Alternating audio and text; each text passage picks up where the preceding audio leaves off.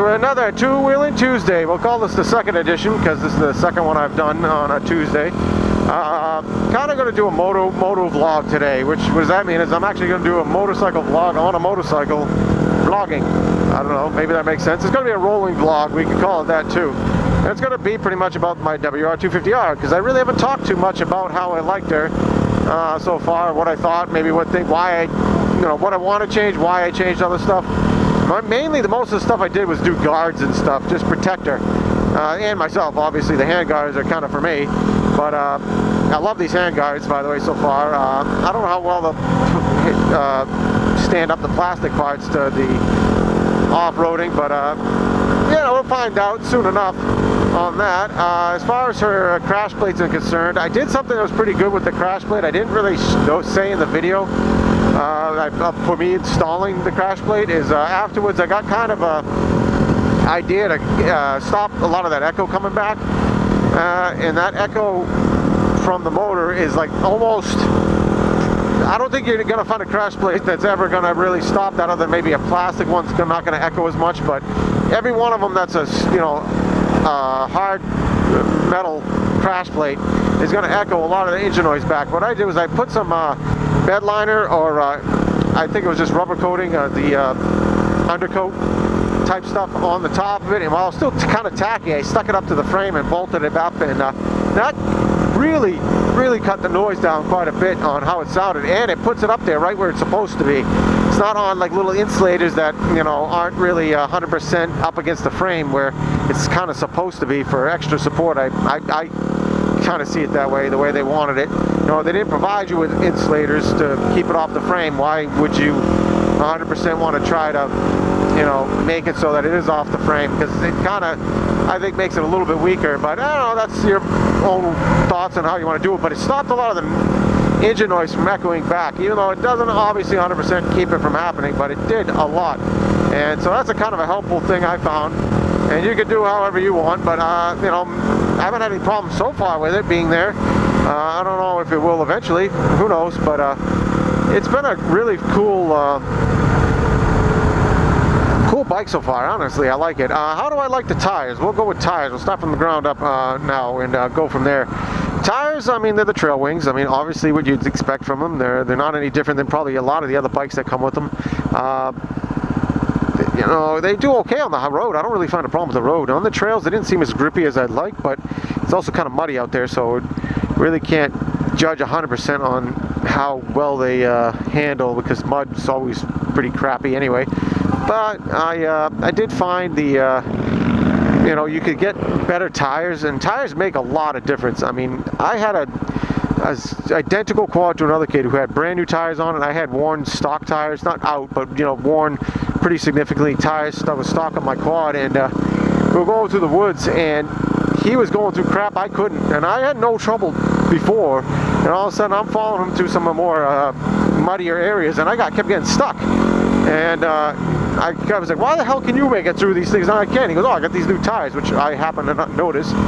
And he had these newer tires on with a whole different tread and everything that was pretty neat. Can't remember what they were, but it was on a Blaster 200.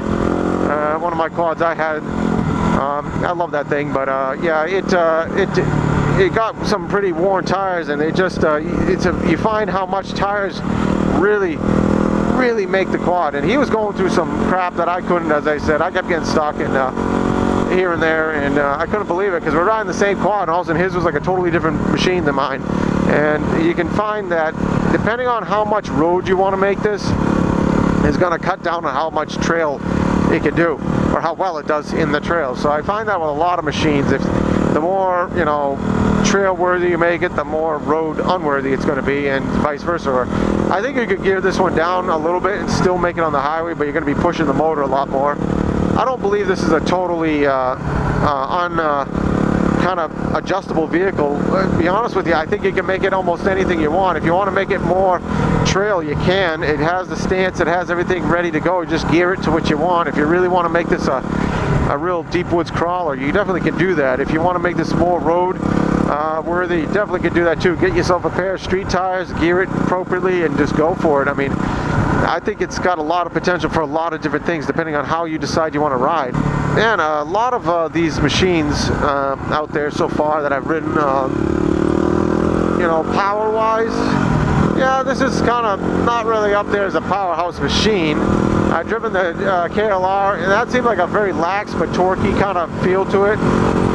Geared high-ish for the trail. I call that my KLR was more of an adventure touring kind of thing, because it had a huge gas tank and it could go off-road, but I wouldn't consider it deep woods or trailing, like, you know, on a weekend trailing bike. I mean, people do it, I know that, but I mean, it just was, for me, it didn't fit me as good for that purpose. But I do not have any real qualms about how the engine works, especially because of the weight. The weight on this thing is incredible.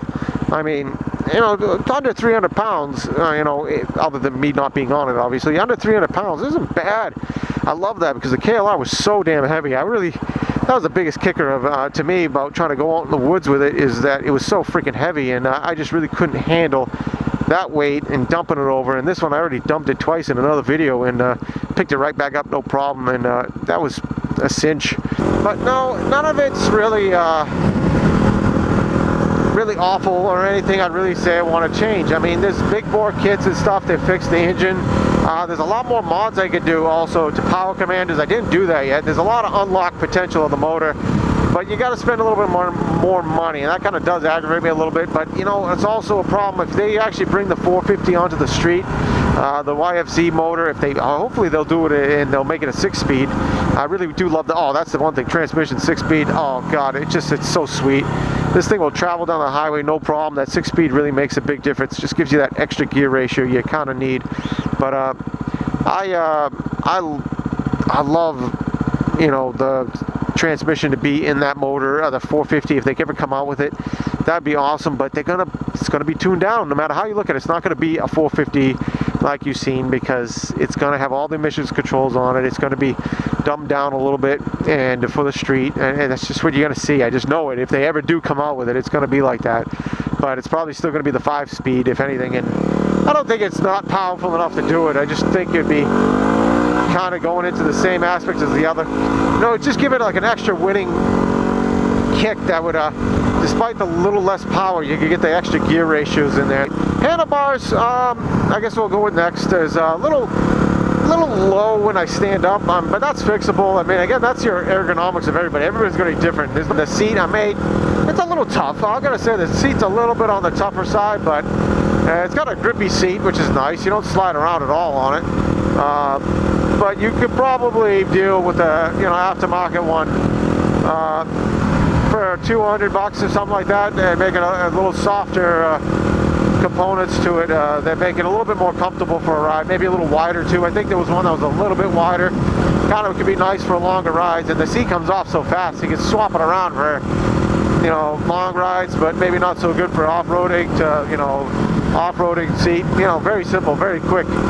This instrument cluster here, I do wish gave you a few more options. You know, it's not, I wish I had a tack. Yeah, that was probably the one thing I'd say I really wish I had, and I was actually trying something once. I bought a cheap tack to see if I could put it on here, and that one didn't work out very well, but that was my own kind of doing this. I don't have any temperature readings either, which kind of sucked, but I think that would have been pretty simple. They make the cluster for so many other things. It does read temperature, it just doesn't show you on the readout. I think there should be like a couple different modes you could do with the screen to, you know, show you what you want to do, but you know, just little pet peeves. But other than that, simplistic isn't too bad. Definitely can see the readout, no problem, and it is a little bit, because of the way you sit, low to my helmet, so actually when I'm just sitting straight up, I actually can't see it, but a quick tilt down of the nose and it's right there, no big deal.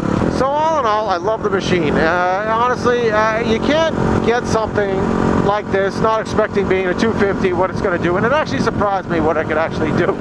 Oh, well, it could actually surprise me of what it could actually accomplish and how much power it actually had coming out of a 250, and still more I could pull out of it if I want to without actually getting into the motor. There's so many little things like the emissions controls that hold it back and different stuff, and depending on what you can do in your area is going to really affect what you can pull out of it. But so far so good, and I really love the machine, and it's getting darker out, so it's going to become more and more crappy on the video, so probably cut this here and just say, I hope you got out on the road today. You're not just watching this on the nice sunny day, which you should be out riding. And hopefully I'll see you out there. So you guys have a great night.